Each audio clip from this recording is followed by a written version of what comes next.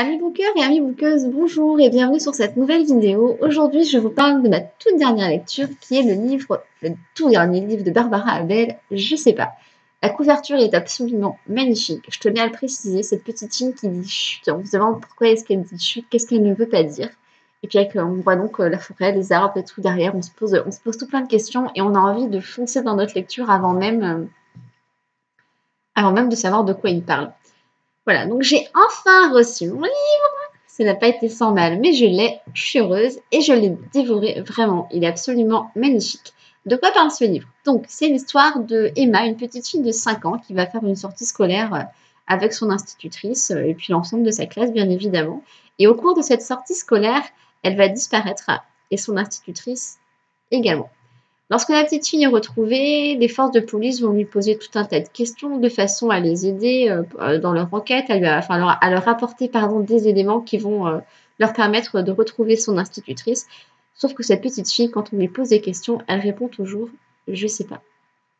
C'est super perturbant quand on a une personne en face de nous, surtout de cet âge-là, qui nous dit je sais pas. On peut pas la forcer à parler. On est loin des thrillers classiques où on va martyriser, torturer la personne pour la faire parler.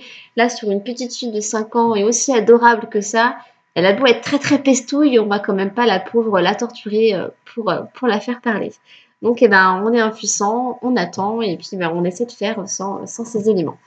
Voilà, là c'est vraiment ce qui construit l'histoire en gros. Je vais pas vous en dire plus pour pas spoiler non plus, mais voilà. Alors après, en ce qui concerne la lecture, j'ai été complètement prise dans cette histoire, complètement happy. C'est une intrigue de fou, une angoisse qui est prenante. C'est un véritable page-turner, ce livre. Il est vraiment magnifique.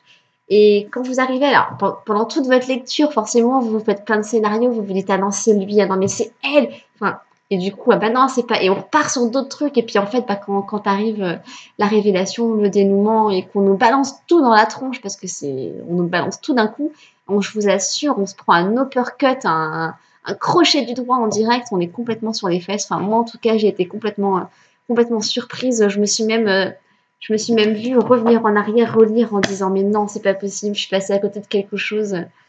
Voilà, voilà, c'est un coup de cœur. Je pense que vous l'avez compris. Je pense même que je vais le placer dans mon coup de cœur 2017. Parce que j'ai lu beaucoup de livres cette année quand même. Il y en a beaucoup que j'ai aimé, que j'ai placé aussi en coup de cœur. Mais là, ça va être le coup de cœur des coups de cœur. Il va être tout en haut de la marche du podium. Alors, j'ai vu qu'il y avait certains d'entre vous qui ne le trouvaient pas. J'ai envie de vous dire, prenez votre voiture et puis vous faites le nombre de kilomètres qu'il faut pour trouver une librairie qui a ce livre. C'est une urgence livresque. C'est presque un péché de lecteur de ne pas l'avoir lu. Donc, n'hésitez pas. S'il y a des personnes parmi vous qui l'ont lu, écoutez, n'hésitez pas à me laisser un petit commentaire. J'aimerais vraiment beaucoup en discuter avec vous. En attendant, je vous dis à bientôt pour une nouvelle vidéo.